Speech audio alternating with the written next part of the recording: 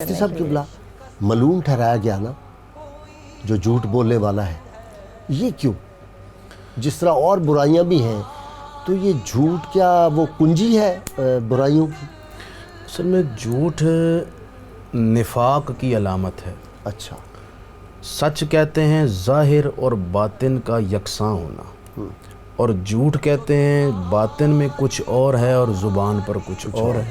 یہ تو منافق اسی لیے کی حضور نشانی۔ نے ارشاد فرمایا آیت المنافق ثلاث، منافق کی 3 نشانیاں ہیں۔ ان میں سے پہلی آپ نے یہ بیان فرمائی اذا حدث کذب، جب بات کرے تو جھوٹ بولے۔ تو چونکہ یہ نفاق کی علامت ہے، اور نفاق اللہ تعالیٰ کے ہاں منافقت شرک اور کفر سے بھی بڑا جرم ہے۔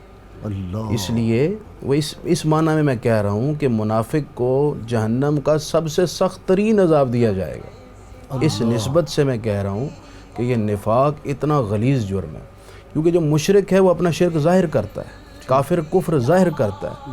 مفتی صاحب وہ حدیث پاک کا آپ تو یو آر این اتھارٹی ماشاءاللہ، کہ نبی کریم صلی اللہ علیہ وسلم ایک دن صحابہ میں فرمایا کہ میں تمہیں بتاؤں کہ بڑے گناہ کون سے ہیں؟ جی تو سب سے پہلا اللہ کے ساتھ شرک، دوسرا ماں باپ کی نافرمانی، اور تیسرا فرمایا جھوٹ۔ اور پھر جھوٹ کے بارے میں آپ نے فرمایا جھوٹی گواہی دینی، جھوٹ بولنا، جھوٹی گواہی دینی، جھوٹ بولنا۔ اتنی مرتبہ دہرایا کہ صحابہ کو یہ خیال ہوا کہ مطلب ان کے دل میں آیا کہ نبی کریم صلی اللہ علیہ وسلم تھک جائیں گے، اتنی مرتبہ آپ نے اس بات کی ریپیٹیشن کی، تو یہ تو ڈر جانا چاہیے۔ اور ہم نے یہ اپریل فول کیا شروع کیا ہوا ہے مفتی صاحب، یہ بھی اسی زمرے میں آتا ہے۔ لوگ کہتے ہیں یہ تو لائٹس ہے، ایسے ہنسی مذاق ہے۔ یہ بالکل جھوٹ دراصل ہمارے معاشرے میں اس قدر عام ہو چکا ہے کہ اس سے نفرت میں کمی آ گئی، اور جھوٹ سے نفرت کمی کی وجہ سے معاشرے میں یہ عام ہوتا چلا گیا، اور اب یہ حالت ہے کہ جھوٹ بولتے ہوئے کوئی شخص محسوس بھی نہیں کرتا کہ میں نے کوئی برا کام کر لیا۔ ہاں، یہ برائی نہیں رہی، برائی نہیں رہی۔ تو جھوٹ چونکہ انتہائی کبیرہ جرم ہے، اس وجہ سے اللہ تعالیٰ نے جھوٹ کی قباحت کے زیادہ ہونے کی وجہ سے اسے باعث لعنت ٹھہرایا، اور ایسے شخص کو ملعون ٹھہرایا گیا۔ مفتی صاحب اگر بندہ یہ خیال کرے یہ میں جو جھوٹ بولنے لگا ہوں یا جھوٹ بول رہا ہوں کہ اللہ کی لعنت اور اللہ کے فرشتے مجھ پہ مسلسل لعنت بھیج رہے ہیں، تو پھر وہ باز نہیں آ جائے گا؟ انشاءاللہ امید ہے اگر ایسی سوچ اور تصور اور یقین نصیب ہو جائے، اور جھوٹ سے بچنے کا طریقہ بھی یہی ہے کہ یہ سوچ دل میں پیدا کر لی جائے کہ اذا کذب العبد تباعد عنہ الملک میلا من نتن ما جاء به۔ حضور فرماتے ہیں جب کوئی شخص منہ سے جھوٹی بات کرتا ہے تو اس کا پاکیزہ اور شفاف منہ بدبو سے بھر جاتا ہے، اور وہ پھر بو اس تک محدود نہیں رہتی، وہ پھیلتی ہے، اتنی پھیلتی ہے کہ اس کے قریب جو فرشتہ نیکی لکھنے والا ہے وہ 1 میل تک اس بو کی وجہ سے دور چلا جاتا ہے۔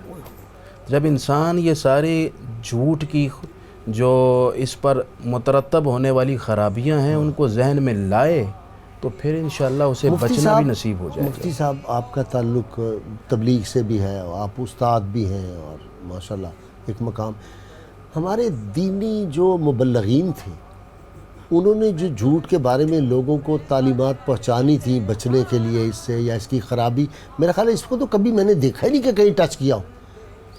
یعنی یہ ذکر تو میں نے سنا ہے مساجد میں اور جلسوں میں اور ہر جگہ کہ جی یہ جو ہے نبی کریم صلی اللہ علیہ وسلم صادق و امین تھے، لیکن یہ کہنا کہ جی ہم ان کی امت ہے تو ہم میں بھی تو کوئی صدق نظر آنا چاہیے، کوئی امانت داری نظر آنا چاہیے۔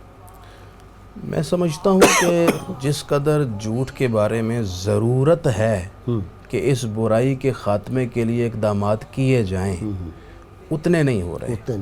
یہ صرف دینی مبلغین کے لیے نہیں بلکہ ہر شعبہ زندگی سے تعلق رکھنے والے افراد کو اس لعنت کے خاتمے کے لیے جد و جہد اور کوشش کرنی پڑے گی۔ درست ہے۔